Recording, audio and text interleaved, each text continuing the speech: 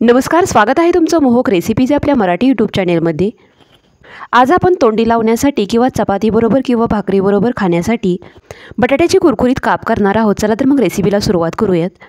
बटाट्याचे काप करण्यासाठी इथे मी 2 मध्यम आकाराचे बटाटे त्याची साल काढून असे गोल कापून घेतलेले आहेत। हे काप खूप जास्त जाडही ठेवायचे नाहीत व खूप जास्त पातळही करायचे नाहीत।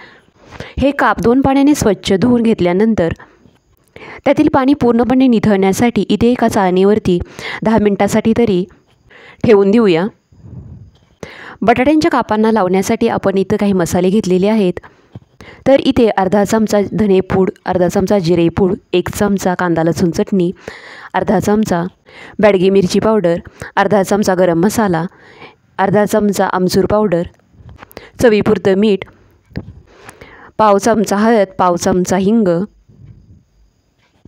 यामध्ये घालून घेऊया। आता हे मसाले चांगले मिक्स करून घ्यायचे आहेत। इथेही बटाट्याचे कापही बरेचसे कोरडे झाल्यानंतर एका मोठ्या भांड्यामध्ये काढून घेऊया। हा मसाला या कापांना चांगला लावून घ्यायचा आहे। काप एकदम कुरकुरीत तयार होण्यासाठी इथे मी 2 चमचे कॉर्नफ्लोअर घेतलेला आहे। या कॉर्नफ्लोअरमध्ये असे हे काप थोडेसे घुळवून घ्यायचे आहेत। इथे तुम्ही कॉर्नफ्लोअर ऐवजी बारीक रवा किंवा तांदळाचं पीठही वापरू शकता, परंतु कॉर्नफ्लोअरमुळेही बटाट्याचे काप एकदम कुरकुरीत होण्यास मदत होते। इथे एक जाडबुडाचा तवा गरम करत ठेवलेला आहे। तवा चांगला गरम झाल्यानंतर यावरती सर्व बाजूने चांगलं तेल सोडून घेऊया। तेल खूप जास्तही सोडायचं नाही, थोडंसंच तेल घालून घ्यायचं आहे।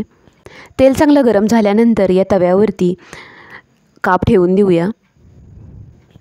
आता यावरती झाकण ठेवून 3 ते 4 मिनिटांसाठी एकदम मंद आचेवरती एक वाफ येऊ देऊयात। 3 ते 4 मिनिटांनंतर सर्व काप उलटवून घेऊया। तर आता दुसऱ्या बाजूने हे सेम प्रोसेसने तव्यावरती झाकण ठेवून 3 ते 4 मिनिटांसाठी काप शिजू देऊयात। एकदम मंद आचेवरती बटाट्याचे काप भाजल्यामुळे एकदम कुरकुरीत होण्यास मदत होते। तर अशा प्रकारे केलेले बटाट्याचे काप मोठ्यांनाच नाही तर लहान मुलांनाही खायला खूप आवडतील। जवळपास 8 ते 9 मिनिटांनंतर इथे काप आपले चांगले शिजल्यानंतर तव्यामधून काढून घेऊया। बटाट्याचे काप रव्यामध्ये घोळवले तर ते जरा खाताना करकर लागतात, परंतु रव्याऐवजी तुम्ही कॉर्नफ्लोअरचा वापर केला तर काप खायला एकदम कुरकुरीत लागतात। इथे काही काप मी करून घेतलेले आहेत। हे काप एकदम कुरकुरीत बनलेले आहे। तर तुम्ही सुद्धा अशा प्रकारे केलेले बटाट्याचे काप नक्की करून बघा। पुन्हा भेटूयात अशाच एका नवीन रेसिपीसह। तोपर्यंत घरी बनवलेले पदार्थ खा आणि स्वस्थ राहा। धन्यवाद।